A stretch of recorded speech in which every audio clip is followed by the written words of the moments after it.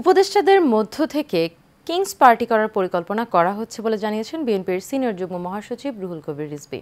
সকালে বনানীতে আরাফাত রহমান কোকোর ১০ম মৃত্যুবার্ষিকীতে ফুলেল শ্রদ্ধা জানানোর পর এই কথা বলেন তিনি। জানান, আগের সংস্কার পরে নির্বাচন যেন শেখ হাসিনার প্রতিচ্ছবি। সোহাগ মিয়ার ক্যামেরায় কাউসার আহমেদের রিপোর্টে থাকছে বিস্তারিত।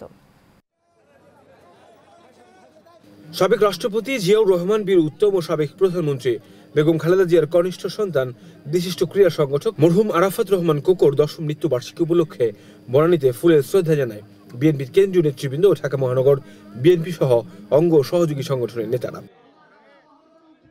শ্রদ্ধা জানানোর পর বিএনপির সিনিয়র যুগ্ম মহাসচিব অ্যাডভোকেট রুহুল কবির রিজভী বলেন, উপদেষ্টাদের কর্মকাণ্ডই প্রমাণ করে তারা ষড়যন্ত্রে লিপ্ত আছে। আপনাদের আচরণ যদি নিরপেক্ষ না হয়, আমরা তো এও শুনছি যে সরকারের ভেতর থেকে কেউ কেউ রাজনৈতিক দল গঠন করার চেষ্টা করছে, তাহলে তো সরকারের নিরপেক্ষতা নিয়ে জনগণ প্রশ্ন করতেই পারে, মানুষ প্রশ্ন করতেই পারে। অন্তর্বর্তী সরকার গণতান্ত্রিক আন্দোলনের ফসল উল্লেখ করে রিজভী বলেন, আগে সংস্কার পরে নির্বাচন এজন্য শেখ হাসিনার প্রতিচ্ছবি। কোনটাকে সমর্থন করতে হবে আর কোনটাকে নয়, আর কোন বিষয়ে কথা বলতে হবে, এটি কি আজকে উপদেষ্টারা দেশের প্রাজ্ঞ বিজ্ঞ রাজনীতিবিদদেরকে শেখাবেন? আমাদের সকল আস্থা তো আপনাদের উপর দেওয়া হয়েছে, কিন্তু আমাদের কথা হলো গরিবসী কেন ডেডলাইন নেই? কেন হাসিনার কথার পুনরাবৃত্তি হবে যে আগে সংস্কার পরে নির্বাচন, হাসিনার মতো আগে উন্নয়ন পরে গণতন্ত্র? আমরা তো এই কথা শুনতে চাই না। এ সময় শ্রদ্ধা জানাতে আসা বিএনপি নেতারা দাবি জানান, আরাফাত রহমান কোকোকে ধীরে ধীরে মৃত্যুর মুখে যারা ফেলে দিয়েছিল এবং যারা দেশে স্বৈরশাসন কায়েম করতে চেয়েছিল তাদের দেশে এনে ফাঁসি নিশ্চিত করতে হবে।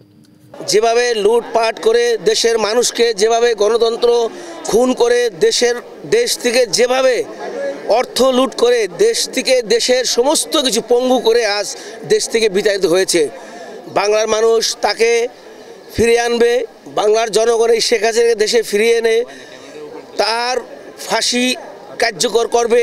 আজকে ফ্যাসিবাদের পতনের সাথে সাথে দেশের মানুষ, গণমানুষ, স্বাধীনতাকামী মানুষ, গণতন্ত্রকামী মানুষ, দেশপ্রেমিক মানুষগুলো আজকে সবাই হৃদয় থেকে বিদেয়ী আত্মার মাগফিরাত কামনা করছেন মরহুম আরাফাত রহমান কোকোর।